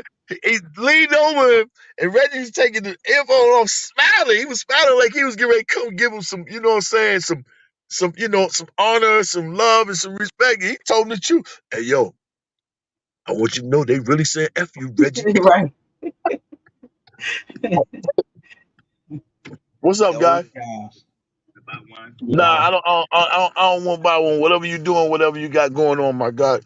Here you go. There was something, put that towards whatever you're doing. He's charitable No, too, yeah, folks. yeah, I don't know. I have nothing to do with the shop, my guy. He's Yep. charitable. You gotta love it. Exactly. Somebody just came talking about some moms. It's a tough time for me right now because I lost my mom's 2 years ago, and I will be passing out that Mother's Day song that I got. You know what I'm saying? I don't know if y'all ever seen it or heard it, but I did a Mother's Day song that contributed to my mother, and it contributed to me as like as coming up. Somebody playing a role of me and everything, and um the Knicks. It's I got basketball affiliated and everything inside the video and everything. And my pastor wants me to perform that song Sunday at church. So it's a Mother's Day song paying homage to all the mothers who passed away and all the mothers that are here. So with you being right there with your moms and anybody else that's watching, make sure you don't have to wait until till these holidays to celebrate your loved ones in life. You know what I'm saying? Celebrate your loved ones each and every day. You know what I'm saying? Let them know I appreciate you being who you are, how you raised me, and if it's anything that I can do. Don't forget the birthday, forget the Christmas, forget the Mother's Day, forget all them holidays. You don't need those holidays to tell them and show them how much you love and appreciate them. Because when they're not here, it hurts that much more for you, and especially if it's things that you wanted to do or you didn't do or you should have done and you didn't get it done, and when they move on, it's hard. I just know for me, like, I did a lot of fed time, and I lost a lot of time with my moms and stuff like that. But since I've been home February 2016, up in this time before my mom's passed 2 years ago, man, been the greatest, years of our lives together. So I just say that, because dude came up by mother's gift, and celebrate your peoples. Everybody celebrate your peoples. Your loved ones, your brothers, your sisters, all celebrate your peoples. You know what I'm saying? Make them, what I'm saying, feel like like I appreciate what you're doing for me because they don't did so much for us. So make sure you be Exactly. celebrate our loved ones. My No, bad. I ain't mean to go sour. Y'all know Jay Boogie. I be freestyling. I go anywhere. My bad. no, we love having you on, Jay Buggy. And shout out to the Morning Brew Sports, Hector, Jigga, all of the fellas over there. I listen to them every day. I love Right. them coming on at 11. It's nice to listen to them. And I'm a part of the replay gang for a lot of podcasts. Yeah. It's a nice lineup tonight. You got Still Knicks fan Ron is coming on tonight, and then you got Queen coming on tonight from Dope Soul Sports and Knicks Talk coming on tonight. Um, shout out to Ebony in the chat. You guys both did a fire song together with the No Oh Yes. Diddy. yeah. That's that yo. That's everybody be asking. I'll be like, yo, that's the homie track right there. You know what I'm saying? And don't worry, you got your track too. And just the great news, I received it all back today. I got it. I got the song is mastered, is mixed and everything. And I'm on my way in the studio. The studio is right here behind me. I'm on my way back in there so we can put the cover. I got the cover too. You know what I'm saying? Shout out to CP the artist. He did the cover. The cover is crazy. When you ready to lift that up and put it on all platforms, it's going to be for everybody. It's called the Knicks Symphony for those that don't know. And the first voice that you hear on the track, it belongs to this lady right here, the lady and the chef. You know what I'm saying? That's the first voice you hear on the track. So um she will be playing that song on her next show. Mm, I'm trying to make it might get played tomorrow because I'm in Carolina and and I'm gonna be along with Jigga Man hosting, a Nick Watch here, oh, and this is nice. the first one we had here in North I saw Carolina. that on It's just X. the timing of it, you know what I'm saying? And I really wanted, the chef, she's the first one to put it on because I wanted her to introduce, have the song to everybody. But I'm gonna make sure I give everybody y'all gonna get your copies and everything and everything. I hope you like the cover of it. I couldn't get nobody else's faces because I didn't want to grab, people's, faces and stuff. But y'all gonna like it, enjoy it. But everybody's name is on it and everything, and we doing this for the culture. It's for free. It's not a part of my album, Knicks in the Booth. It's not going to be on my album. This right here is just for the culture. It's for free for everybody because we all love the Knicks. So that's what it is. But I got it back today. So I need to call everybody later. I know everybody waiting, people anticipating, and you know, so it's here now. It's here I'm now. excited. I'm excited to hear it. Me too. Um, your confidence level for tomorrow's game, if Jalen's not able to play. I'm good with it. I'm good with whatever whoever's on the floor because this is a test for them guys. Let me Mm, see what you're gonna do if them guys ain't on the floor. How can you play? Where Right. can you lift your game up? And so many people are talking about Burks. If Brunson is not playing, Burks is gonna get his opportunity tomorrow. And the good thing about it, he don't have to play in front of in the garden, whereas his last behavior on the court, so many people are ready to not help him get or find his games. He's on the road. They say it's always best to play on the road because you're away from everybody. If Burks finds his game and his confidence in these two games that he plays, is going to help us. And we need that. We need the extra ball players. We need the extra body. But I'm real confident in the squad going out there performing. No pressure's on them guys. The pressure's on Indiana. They Yeah. need to make mm, sure they handle their business. And we all know they're capable of blowing it. And they want to run around and act like the referees. We got nothing to do with you missing free throws down the stretch. We got nothing to do with you turning the ball over. We got nothing to do with you call out. And you ain't got no challenges where you can call a timeout and challenge something for a call can get turned around, man. It ain't our fault that you want to run up and down the court and we beating you at your own game. We don't do that. Right. We running with you and beating you at your own game. So, when you beat somebody at their own game, they look for any and all types of shit. But I'm confident with the squad. I believe we split with these people and we come back with an opportunity to close it out. If we get this game tomorrow and Brunson is not playing, oh yeah.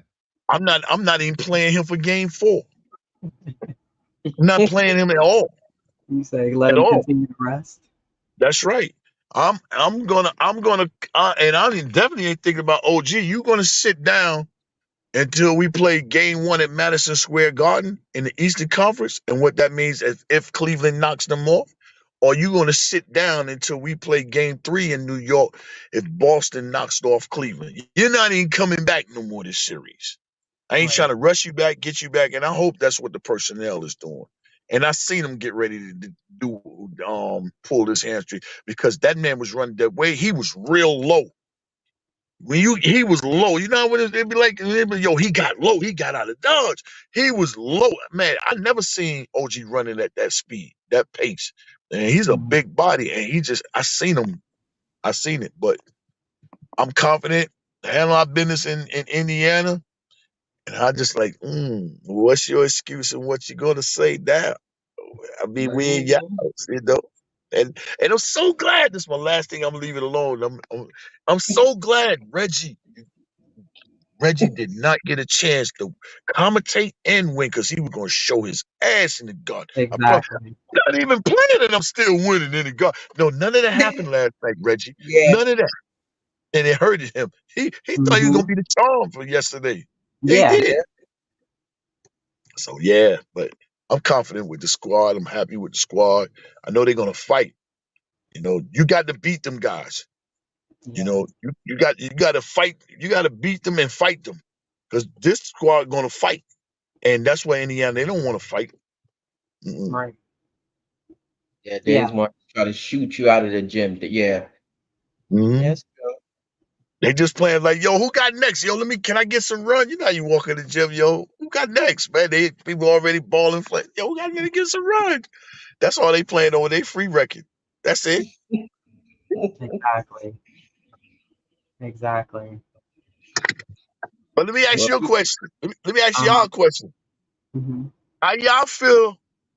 How y'all feel about um y'all hosting your show? For this season. How you feel about how you doing with your content and everything? I think that this channel, one, I'm grateful that we're able to be a part of this huge knit community. for That's sure. Hmm. because it really is a huge community, and it's so great to get the love and support from others who have a platform, and then they're able to shout us out, whether they're shouting us out, before the show, after the show, and then, or if we comment in the chat, and then they, like, shout our channel out, tell people to go over, subscribe to our channel, watch our videos, and then seeing others, people who are in our chat from other platforms on YouTube. Hmm. It's just so nice to see people come over, and people appreciate us just being authentically us. While getting the subscribers, getting the likes is beautiful, we're here to give the raw. This is not the pom pom squad, as Queen likes to say.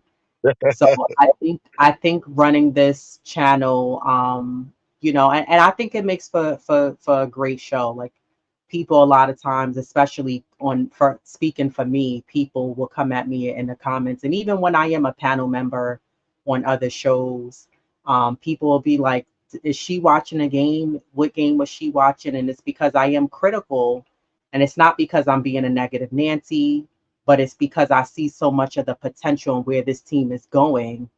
It gets Hmm. me fired up on my opinions on where this team should be or can go or change and etc. But I think having this platform is such a great environment. It's positivity. You get people, even the people who come from other teams, and they have something to say, whether we face them and the Knicks have beat them, you know, and they'll have something to say. We had someone recently, a few weeks ago, and they said, "Girls don't know basketball. What are you both doing Oh here?" And yeah. we were like cracking up at that, because we were like, but you gotta love even the hate and laugh at it and smile at it. And I think that this channel, I know it's only going to continue to grow, and we're Hmm. gaining an audience, because I think, and even shout out to Ebony, when you have women and the other women content creators who do not just New York Knicks content, but other basketball NBA team content. But when you're a female in such a male dominated space, but the men can respect what you're saying, and you get other women who get encouraged to come in the chat and speak their mind because they are a fan of whatever team, it's nice because they feel comfortable coming in the chat to say, "Hey, and how you doing?" And actually, the first female that I saw was Steph. Yeah. She was on with Sim and Tony. And I was like, wow, what's this? This is nice. One, because I was seeing people who look like me, but also like true Knicks fans. And it was Hmm. unbiased. It was real. It wasn't BSPN. It wasn't Sports Center. And I was like, wow, this is beautiful to see. And I like instantly subscribed. Soon as I saw Sim had an event, I went to the events. I love supporting the Nothing But Knicks channel and other people's channels. But in watching, not even just doing our own channel, but just being a part in others' channels and chats, I'm like, wow, we both were saying this is really a big, huge community. Like, everybody Yeah. supports one another on on each of these channels on here. Everybody's putting out content, but we all show love to each other. And I really, truly appreciate that. And people who may not catch us live, but they're in the replay game, like it's a mutual respect, and people, grateful to be able to get the link and come on and join us. Like, I like hearing other people's views, and Mhm. their points. So it's just nice to see the love that people are showing, the respect, and it makes you want to keep going, and I've been enjoying it so far, to be honest. I got one more question for you. Then I'm gonna ask Miss Locks. I'm gonna ask her one question.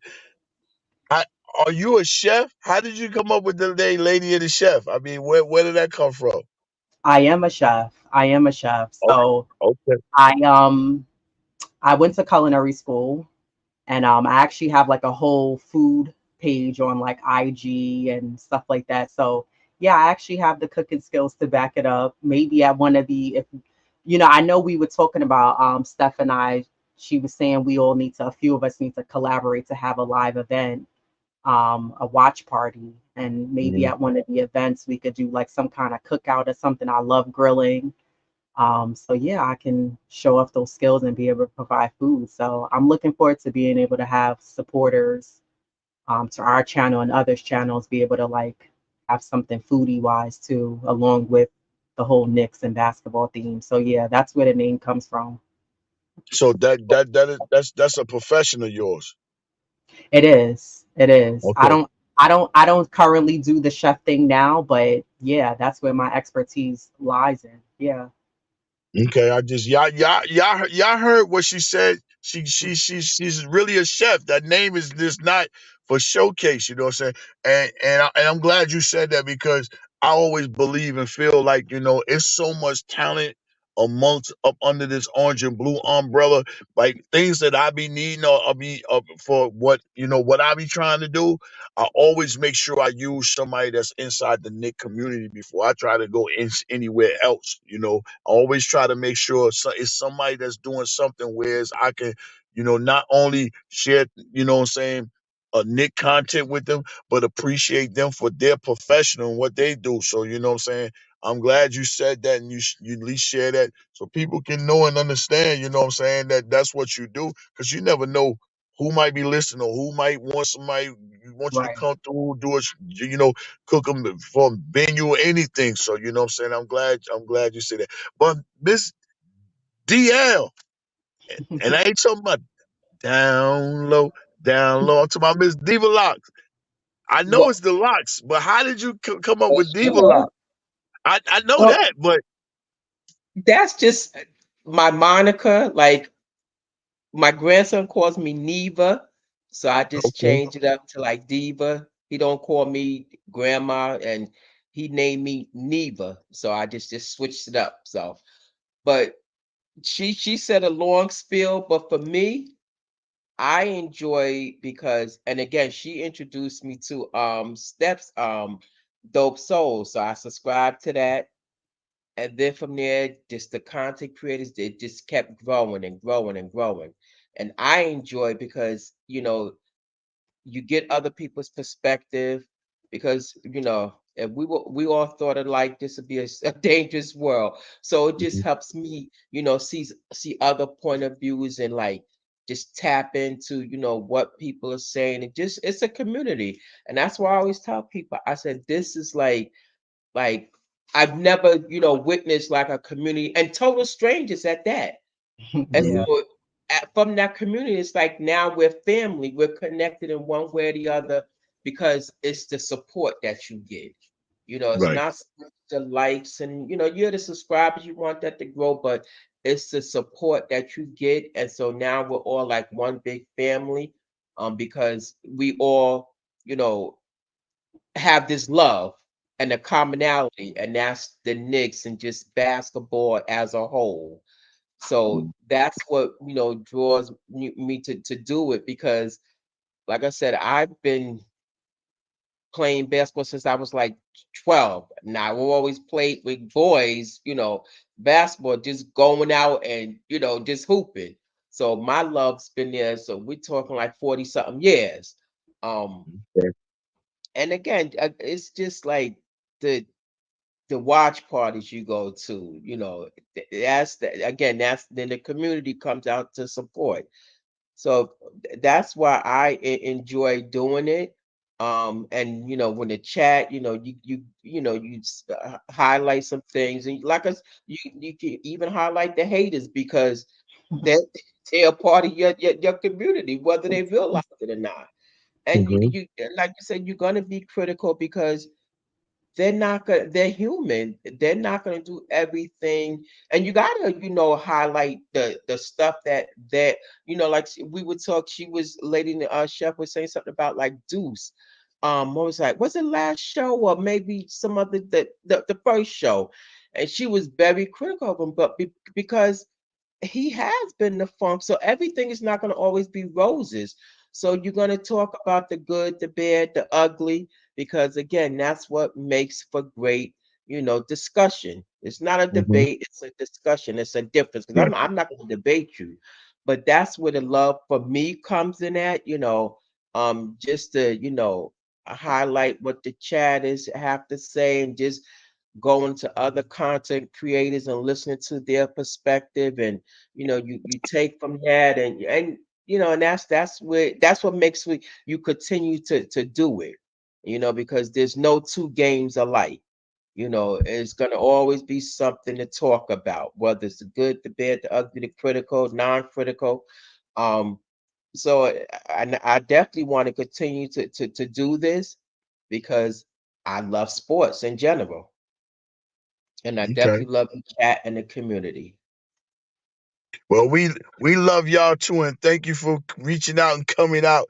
You know what I'm saying? Be a part of, this Nick family, knowing that y'all been Nick fans and, rocking with the squad for years and years. But I'm glad y'all came out, man. I mean, I love and support any and everybody. I want to see everybody blossom, everybody do what they want to do, what their intentions are, you know what I'm saying? And don't just settle on just doing the Knicks. You know what I'm saying? Make sure you bring something else to your table. Reach out and go do something else. I mean, Yeah. it's so many revenues and doors that can open up far as the venture of being a podcast and look and it can go places. I don't seen it with my eyes. I don't seen it with my eyes. I've seen a lot of people go to places and just on the respect of being on a podcast. And that's why I try to make sure I always speak, properly towards, the people that's viewing because you never know who's listening. You know what I'm And saying? And you don't never know what they're listening for. So that's why I strive to make sure, I'm reaching out to somebody and trying to, make sure I can say something that can also, not motivate them, but help them change or make a difference within their life, because I've been through a lot, and I know if I can change and do things differently in my life, any and everybody else can. So, Right. that's why I try to just, make sure I'm providing a good message to somebody. So I know a lot of people, they say I give a sermon like a church man, but really, I need keep my it money big like boogie. James. So let my dough land.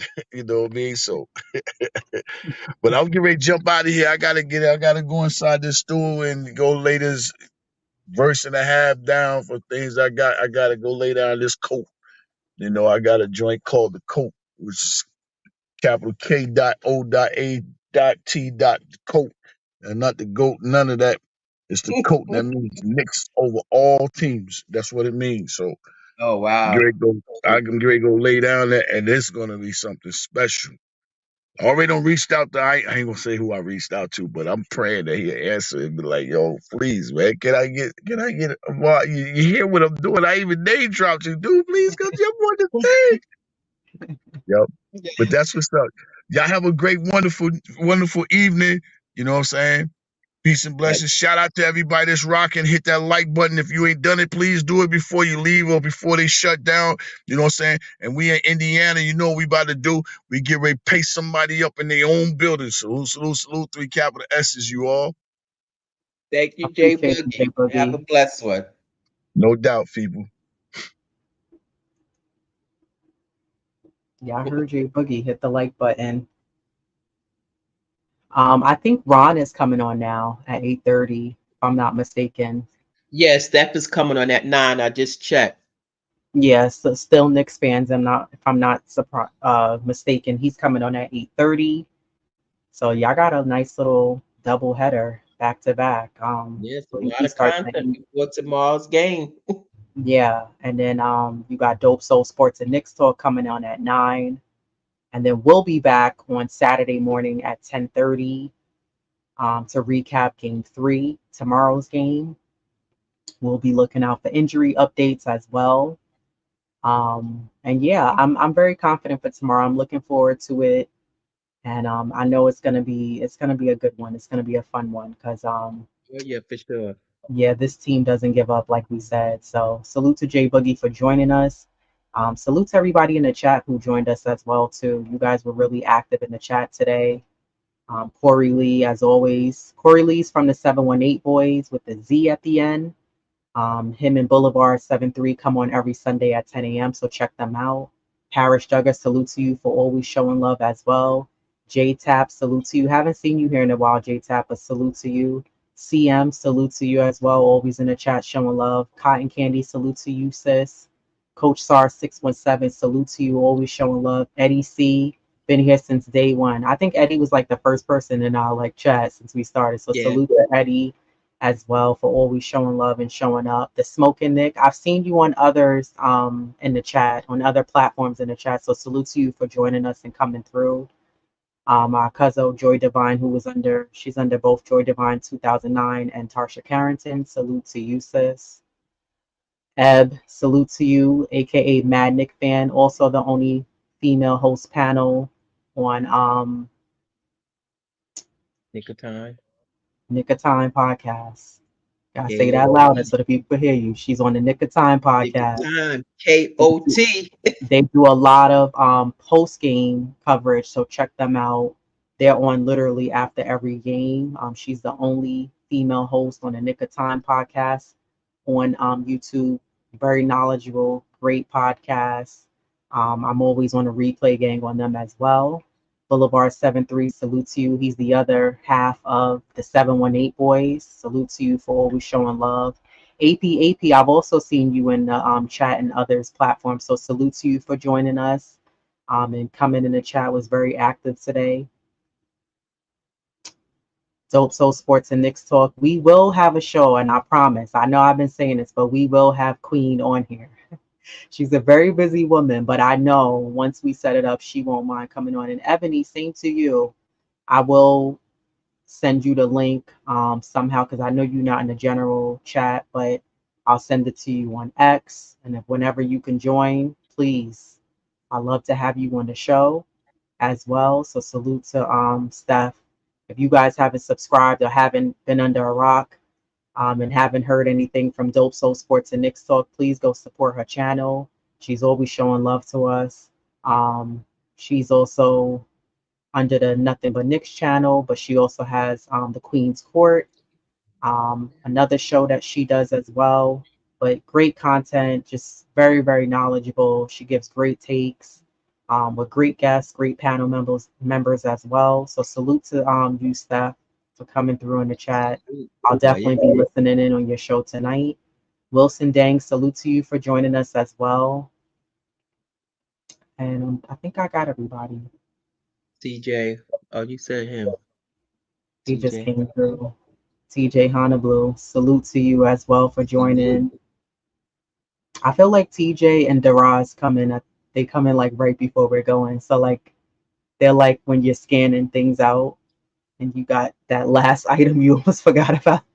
They always come through. But I appreciate you guys as always for coming through in the chat and showing love. We'll see you all on Saturday. Those of you who drink coffee, drink tea, bring some lemon water, come through, and we'll be talking all things New York Knicks. And also, we're going to start covering, doing our coverage on the New York Liberty, who actually played horrible in their first preseason game and got blown out by Chicago. They're Not playing sure what's today. going on with them with those slow starts, but yeah, that's the second pregame going on tonight. But until next time, family, peace. We'll see everybody next.